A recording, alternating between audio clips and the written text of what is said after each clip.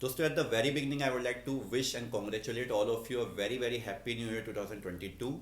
With the wish and with the blessings कि whatever exam you are preparing for, either you are going to appear for them in the near future or sometime later, I wish all of you success in those examinations. I wish all of you lot of hard work, lot of desire for those examinations. I would wish all of you to have a very beautiful life after clearing those examinations. Always remember one thing: whatever you are preparing it for, please assure yourself that you are competent enough to get selected in those examinations. Self doubt please remove कर दीजिए, all together अपनी dictionary में रखिए ही मत self doubt को. Just ensure कि आप हमेशा कॉन्फिडेंट, मोटिवेटेड और डाउन टू अर्थ रहें during the course of preparation for that examination and even after getting successful in that examination. Okay. Simultaneously I would also like to apologise कि काफ़ी समय से I was unable to upload any video whatsoever for the last 2 months due to some personal and professional reasons. I was unable to upload any content whatsoever, so I really sorry for that. And I assure all of you that from now onwards things will be more regular, more consistent. साल का पहला दिन है आज, सब excited होंगे, काफ़ी सारे रेजोल्यूशंस बनाए गए होंगे, काफ़ी सारे टाइम टेबल बनाए गए होंगे. अच्छी बात है, सबको बनाने चाहिए. मैंने भी कुछ ना कुछ बनाया है. डोंट नो कितना फॉलो होगा कितना नहीं होगा, बट बनाया है. ये वीडियो मैंने इसलिए बनाई दोस्तों ताकि हम ये समझ सके कि स्टेनोग्राफर्स का फ्यूचर क्या है हमारे देश में. 17 दिसंबर को एसएससी ने एक टेंटेटिव कैलेंडर रिलीज़ किया. अगर आप ना देखा हो अभी तक तो प्लीज़ एसएससी की वेबसाइट पे जाइए और उसको चेक करिए. उसके हिसाब से ये बताया गया है कि एसएससी स्टेनोग्राफर 2021 रिक्रूटमेंट, ध्यान से समझिएगा, 2021 is already gone, 2022 is has started. SSC stenographer 2021 का रिक्रूटमेंट दिसंबर 2022 को शुरू होगा, यानी फॉर्म्स फिलिंग शुरू होगी 2022 दिसंबर से. And the CBT, that is computer based test, which is the first year of the exam, will be conducted in the month of April 2023. 2021 की वैकेंसी 2023 में एग्जाम होगा, उसका पहला टीयर. रिक्रूटमेंट कंप्लीट होने में तो 2 साल लगते हैं, ये हम लोगों को अच्छे से पता है. कहने का मतलब ये है, इन शॉर्ट, 2022 में एसएससी स्टेनोग्राफर एग्जाम होगा ही नहीं. तो this is absolutely unacceptable, absolutely shocking. काफ़ी सारी ग्रीवांसेस फाइल की जा रही हैं बिफोर द एप्रोप्रिएट अथॉरिटीज़, और ये रिक्वेस्ट किया जा रहा है उनसे, जो हम लोग कर सकते हैं, कि डेट्स को प्रीपोन किया जाए. अब just because tentative word use किया एसएससी ने तो ऑब्वियसली उनको प्रीपोन कर सकती है, लेकिन प्रीपोन का मतलब ये भी होता है कि 10 दिन प्रीपोन कर दो. प्रीपोन का मतलब ये भी होता है कि आप 6 महीने के लिए प्रीपोन कर दो. तो कितना होता है ये किसी को नहीं पता, होगा भी नहीं ये भी किसी को नहीं पता. तो ऐसे में काफ़ी सारे क्वेश्चंस और काफ़ी सारे डाउट्स एक जेन्युइन कैंडिडेट के मन में आते हैं. उसमें से सबसे पहला क्वेश्चन और सबसे इंपॉर्टेंट क्वेश्चन जो हर किसी के मन में आता है वो ये है कि in this world of artificial intelligence क्या स्टेनोग्राफर्स की ज़रूरत भी है? क्या सच में जब सब कुछ कंप्यूटर बेस्ड है, everything is done on a technical basis, क्या स्टेनोग्राफर्स रिक्वायर्ड हैं या नहीं? और अगर हैं तो क्या central government is serious enough for stenographers? क्या सेंट्रल गवर्नमेंट आगे चल के ऐसा तो नहीं होगा कि स्टेनोग्राफर्स का रिक्रूटमेंट ही बंद कर देगी? और भी कई सारे क्वेश्चंस हैं. क्वेश्चन ये भी है कि अगर सेंट्रल गवर्नमेंट रखती भी है तो कितनी वैकेंसीज देगी? हम देख रहे हैं कि हर साल वैकेंसीज कम होती जा रही स्टेनोग्राफर्स की. तो क्या एक दिन ऐसा नहीं आएगा कि सिर्फ एसएससी स्टेनोग्राफर में 100-150 वैकेंसीज आएंगी? फिर पैटर्न चेंज हो रहा है एग्जाम का. एक समय बोला जाता था कि सीईटी आएगा, फरवरी से लागू हो जाएगा. अब भाई कोई चीज़ फरवरी से लागू होनी तो उसका नोटिफिकेशन तो ऑब्वियसली जनवरी या दिसंबर में आना चाहिए, लेकिन अभी तक ऐसा कुछ भी नहीं हुआ है. एनआरए भी साइलेंट है, नेशनल रिक्रूटमेंट एजेंसी जो बनाई गई थी वो भी साइलेंट है. सीईटी का सिलेबस क्या होगा किसी को नहीं पता. स्टेनोग्राफर एग्जाम्स में भी मैथ्स आएगी किसी को नहीं पता. सारे डाउट्स हैं. तो ये सारे डाउट्स को हम लोग इस वीडियो में डिस्कस करेंगे एंड इवेंचुअली एक कंक्लूजन पे पहुंचेंगे, एक एनालिसिस करेंगे जिसके थ्रू आपको पता चलेगा कि इन सारे डाउट्स और या फिर इन सारे एनिग्मेटिक क्वेश्चंस का आंसर क्या है और how to proceed, what should be your way forward. Should you stop doing the preparation of these exams or should you continue? If you should continue, in what way, in what more appropriate manner you should continue? तो ये सारे questions को हम लोग इस video में discuss करेंगे. अब आते हैं सबसे पहले क्वेश्चन पे, क्या स्टेनोग्राफर्स का रिक्रूटमेंट बंद हो जाएगा? आप लोग ये बात ध्यान से समझिए दोस्तों कि अगर वैकेंसीज कम की गई हैं तो सिर्फ एसएससी स्टेनोग्राफर की वैकेंसीज कम नहीं हुई हैं। एक समय था जब 17-18 हज़ार वैकेंसी सीजल में आती थी, 2009 2010, इवन उसके बाद भी आई हैं। आज कंडीशन देखिए, एसएससी एमटीएस की वैकेंसीज बहुत कम की गई, एसएससी सीएचएसएल की वैकेंसीज बहुत कम की गई। किसी को ये भी नहीं पता कि एक समय ऐसा आएगा जब एसएससी सीएचएसएल के लिए भी ग्रेजुएशन कंपलसरी कर दिया जाएगा और एसएससी एमटीएस के लिए भी 12th कंपलसरी कर दिया जाएगा। किसी को नहीं पता, लेकिन ऐसा हो सकता है। जैसे बैंक में क्लर्क एग्जाम के लिए भी आपको ग्रेजुएट होना है, वैसे हो सकता है एसएससी में भी आपको क्लर्क के एग्जाम के लिए भी ग्रेजुएट होना पड़े। तो ऐसे में स्टेनोग्राफर्स की वैकेंसी को कम करना भी स्वाभाविक है। जब सीजल की वैकेंसी कम हो रही है, जूनियर इंजीनियर की वैकेंसी कम हो रही हैं और एमटीएस और क्लर्क की वैकेंसीज कम हो रही हैं, तो स्टेनोग्राफर्स की वैकेंसीज भी कम हुई। ऐसा स्टेनोग्राफर्स के साथ पर्टिकुलरली कोई ग्रेव इनजस्टिस नहीं की गई है। It's just a part and parcel of the regular scheme of things which are being done from the government organisations. तो उसके लिए आप सरप्राइज मत होइए। वैकेंसीज का आपको कभी भी नहीं पता, हो सकता है अभी वैकेंसीज कम आ रही हैं, all of a sudden vacancies बहुत सारी आ जाएं, 10-12 हज़ार वैकेंसीज आ जाएं, तो ये आप बिल्कुल समझ नहीं सकते।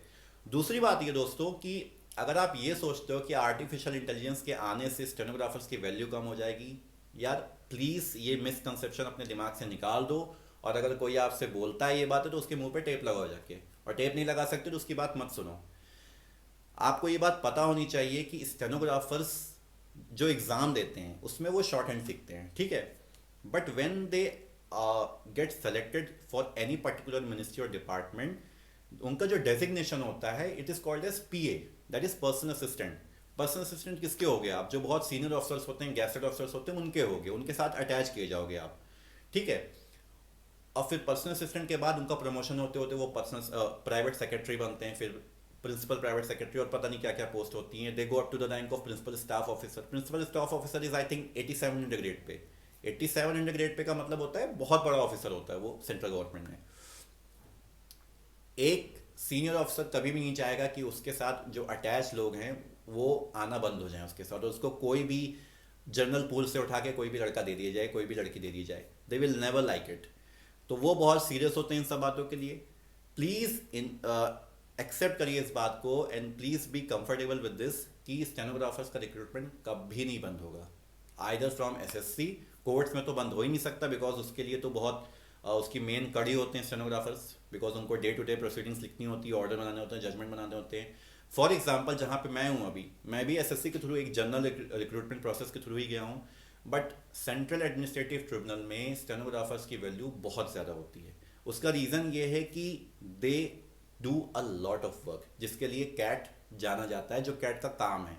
वो ऑर्डर्स लिखते हैं, जजमेंट्स लिखते हैं, जजमेंट कंपाइल करते हैं, नेसेसरी कोटेशंस उसमें डालते हैं, रेफरेंसेस, एट्रीब्यूट्स, बुक मार्क्स वगैरह डालते हैं उसमें, पूरा जजमेंट कंपाइल करके उसको साइन करवा के उसको पब्लिश करवाने की, उसको अपलोड करने की जिम्मेदारी उनकी होती है। तो उनका काम बहुत ज़्यादा होता है। बट आफ्टर ऑल हम लोग आए तो एसएससी से ही हैं, एक जनरल प्रोसेस से ही आए हैं। एसएससी को नहीं पता कि कौन कहाँ जाएगा। हो सकता है जैसे मैं एनआईए में था जब, तो एनआईए में there was no work for stenographer, but all of a sudden कभी कभार कोई डिक्टेशन लेने होते थे तो हम लोग लेते थे, लेकिन स्टेनोग्राफी को उतना काम नहीं था। तो SSC is not aware of the fact कि कौन इंसान कहाँ जाएगा। तो ऐसा कभी भी नहीं होगा कि स्टेनोग्राफर्स की रिक्रूटमेंट बंद हो जाए, बिकॉज फिर ये जो ट्रिब्यूनल्स हैं और जो बाकी ऑर्गेनाइजेशन हैं जहाँ पे स्टेनोग्राफर्स का काम बहुत है, वो काम कैसे करेंगी। तो इसके लिए आप लोग बिल्कुल बेफिक्र रहिए, स्टेनोग्राफर्स का रिक्रूटमेंट होता रहेगा, बहुत अच्छे से होगा, एंड बिलीव मी और नॉट, आपकी वैकेंसीज भी बढ़ेंगी आने वाले समय में, वैकेंसीज खूब आएंगी, ठीक है। दूसरी बात दोस्तों ये है कि जब एसएससी को अपना पूरा प्रोसीजर कंप्लीट करने में 2 साल 3 साल लग जाता है, मतलब ज्वाइनिंग मेरी 2018 बैच की ज्वाइनिंग 2021 जून में हुई, तो आप समझ सकते हो कि ऑलमोस्ट 3 साल लग जा रहा है। तो ऐसे में is it worth and is it just for a candidate to specifically prepare for only prepare for SSC stenographer exam, या उसको और भी चीज़ें देखनी चाहिए। देखिए दोस्तों, इसमें बड़ा लॉजिकल आंसर दूंगा मैं। अगर आपकी एज काफ़ी कम है, आपको पता है कि इसमें you have to be inter pass, that is it. अगर आपकी एज काफ़ी कम है, 18, 19, 20, 21, इवन 22 तक आप हो, तो यू कैन डू दिस कि भैया चलो ठीक है, अप्रैल 2023 में एग्ज़ाम है मेरा, हमारे पास 1 साल से भी ज़्यादा का समय है, बहुत अच्छा समय है रिटर्न की प्रिपरेशन बहुत अच्छे से करने के लिए, सो डैट आप 165 170 मार्क्स स्कोर कर सको, अपना सिलेबस कवर करने के लिए बहुत अच्छा समय है। तो you can afford to invest all of your time in this particular exam only. But on the contrary, for a candidate who is 27, 28, 26 years old, उसके लिए this is not at all suggested. उनके लिए मैं आप यही बोलूंगा कि please other exams को भी फोकस करें। I am not asking you to go for CGL, I am not asking you कि आप बीटेक भी कर लो, I am not asking you कि आप पुलिस के भी फॉर्म भर लो, but you should try for the court exams, the tribunals exams, secretariat के जो एग्जाम्स होते हैं उनको करिए, ठीक है। फिर उसके अलावा अगर प्राइवेट फॉर्म्स में आप स्टेनोग्राफर्स की या पर्सनल असिस्टेंट की वैकेंसी निकली, आप उनको करिए, it will help you. Obviously आपका फोकस कहीं शिफ्ट हो जाएगा या हो सकता है आपका फोकस डिवाइड हो जाए, but it will help you. जो लोग कम एज के हैं वो तो प्रिपेयर कर सकते हैं, वो लोग खाली स्टेनोग्राफी एसएससी स्टेनोग्राफर पे भी डिपेंडेंट हैं, तो इट इज़ एब्सोल्युटली ओके, उसमें कोई प्रॉब्लम नहीं है। बट जिनकी एज ज़्यादा है उनके लिए इट इज़ एडविजिबल कि भैया आप कुछ और भी साथ साथ टारगेट करो, क्योंकि आप 1.5-2 साल एग्ज़ाम के लिए किसी एग्ज़ाम के लिए प्रिपरेशन करते हो, नो डाउट आपका सिलेक्शन होगा, बट स्टिल हमारे पास एक बैकअप ऑप्शन होना चाहिए। कोर्ट की बहुत अच्छी वैकेंसीज निकलती है, ऑलमोस्ट हर लोकल हाई कोर्ट की वैकेंसी आती है, उसको भी आप फिल करिए, खाली मत बैठिए, सिर्फ एक एग्ज़ाम के लिए तैयारी मत करिए अगर आपकी एज 25-26 या उससे ज़्यादा है तो। तीसरी बात दोस्तों ये आती है कि सीईटी का क्या किया जाए, मैथ्स का क्या किया जाए। देखिए दोस्तों, मैं काफ़ी सारे कैंडिडेट से मिलता हूँ और उनसे बात करता हूँ, मुझे ऐसा लगता है कि they are very much afraid of this thing कि मैथ्स आएगी क्या करें, बिकॉज हम सबको पता है कि इसमें more than 50% people come into this field just because maths is not in the syllabus here. This is absolutely good, इसमें कोई प्रॉब्लम नहीं है, ये बहुत अच्छा डिसीजन है आपका, उसमें कोई शक नहीं है। But at the same time अगर कोई चीज़ इंप्लीमेंट की जाती है गवर्नमेंट द्वारा, तो प्लीज़ बिलीव करिए वो सबके लिए होगी। You are not given any kind of special grave injustice, सबके लिए सेम होगा। अगर प्रॉब्लम होगी तो सबके लिए होगी, प्रॉब्लम है तो प्रॉब्लम का निवारण हमको ढूंढना है, हमको उसको सॉर्ट आउट करना है, हमको अपनी प्रिपरेशन को इस हिसाब से करना है कि हम मैथ्स के लिए भी एलिजिबल हो सकें। मगर मैथ्स एग्जाम में आती तो वी विल फेस इट। फिलहाल के लिए अभी जैसे सीजीएल का नोटिफिकेशन आ गया तो ये कंफर्म हो गया कि सीजीएल एग्जाम सीईटी के पैटर्न पे नहीं होगा। मुझे ऐसा लगता है, जितनी मेरी नॉलेज और मेरी इंसाइट है, मुझे ऐसा लगता है अभी सीईटी को रिलीज होने में कुछ और समय लगेगा, ठीक है।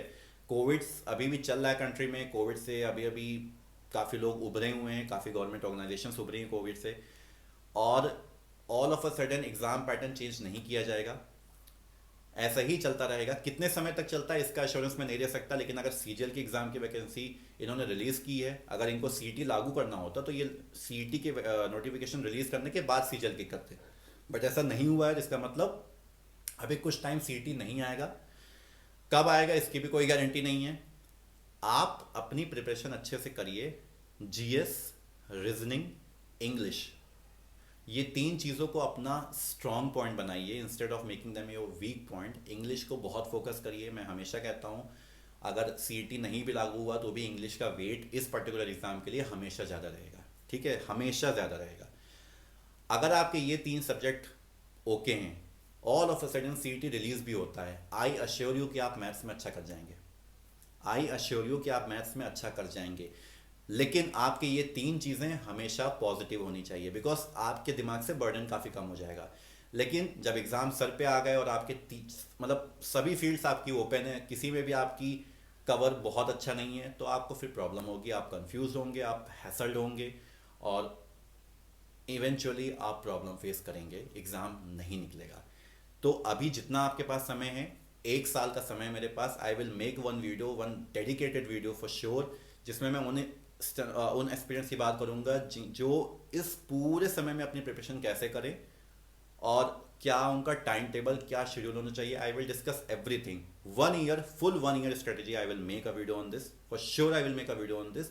That video I promise you will be very helpful for you, and I'll be releasing that video very very soon. तो आई होप कि मैंने कुछ क्वेश्चंस जो आपके दिमाग में चल रहे हैं आज पहले दिन इस साल के, उन क्वेश्चंस का अच्छा रिप्लाई दिया है आपको, काफ़ी सारी कन्फ्यूजन्स भी दूर की होंगी आपसे। स्टेनोग्राफर रिक्रूटमेंट कभी नहीं रुकेगा, चलता रहेगा, वैकेंसीज आएंगी।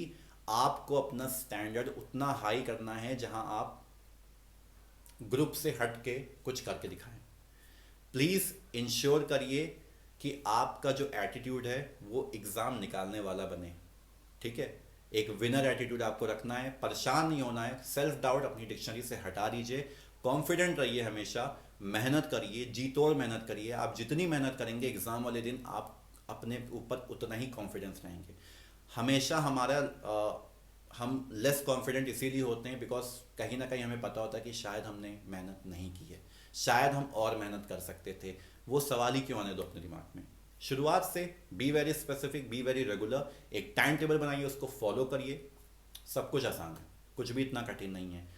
मैं अगर अपनी बात करूँ आपसे, अगर मैं 2 साल में 2 एसएससी स्टेनोग्राफर एग्जाम निकाल सकता हूँ with all India rank 48 and 32 respectively, आप भी कर सकते हैं। ऐसा कोई बहुत महान काम नहीं है, वो बहुत कठिन काम नहीं है। All you have to do is to be regular, be confident, be perseverant with your attitude, that is it.